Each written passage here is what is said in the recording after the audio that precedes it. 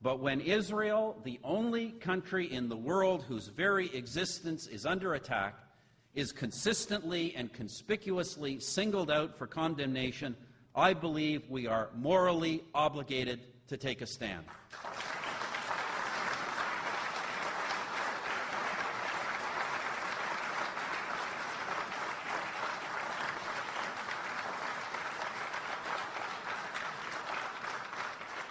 Demonization, double standards, delegitimization. The 3 Ds, it is a responsibility of us all to stand up to them. And I know, by the way, because I have the bruises to show for it, that whether it is at the United Nations or any other international forum, the easiest thing to do is simply to just get along and go along with this anti-Israeli rhetoric, to pretend it is just about being even-handed, and to excuse oneself with the label of honest broker. There are, after all, a lot more votes, a lot more, in being anti-Israeli than in taking a stand. But as long as I am Prime Minister, whether it is at the United Nations, the Francophonie, or anywhere else, Canada will take that stand, whatever the cost.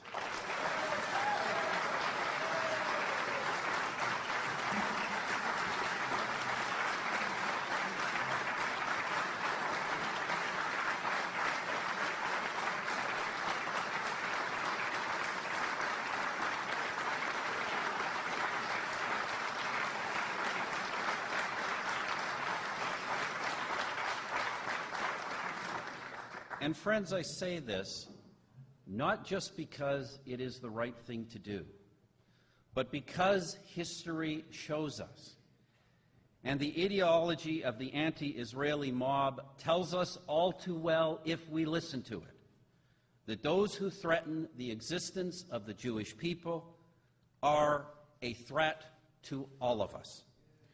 Earlier, I noted the paradox of freedom. It is freedom that makes us human. Whether it leads to heroism or depravity depends on how we use it. Alors que grandir au spectre de l'antisémitisme, notre responsabilité est de plus en plus claire. Nous sommes des citoyens de pays libres. Nous avons le droit et donc l'obligation de parler et d'agir. We are free citizens, but also the elected representatives of free peoples. We have a solemn duty to defend the vulnerable, to challenge the aggressor, to protect and promote human rights, human dignity, at home and abroad. None of us really knows whether we would choose to do good in the extreme circumstances of the righteous. But we do know that there are those today who would choose to do evil if so permitted. Thus, we must use our freedom to confront them and their anti-Semitism at every turn.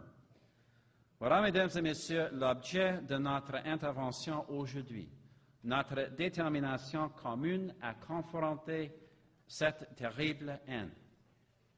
Le travail que nous avons entrepris dans nos propres pays et en collaboration les uns avec les autres est un signe d'espoir. Our work together is a sign of hope, just as the existence and persistence of the Jewish homeland is a sign of hope. And it is here that history serves not to warn, but to inspire. As I said on the 60th anniversary of the founding of the State of Israel, Israel appeared as a light in a world emerging from a deep darkness. Against all odds, that light has not been extinguished. It burns bright, upheld by the universal principles of all civilized nations: freedom, democracy, and justice. By working together more closely in the family of civilized nations, we affirm and strengthen those principles, and we declare our faith in humanity's future, in the power of good over evil. I want to thank you all for all you are doing to spread that faith, and I want to thank you for your kind attention today. Merci beaucoup.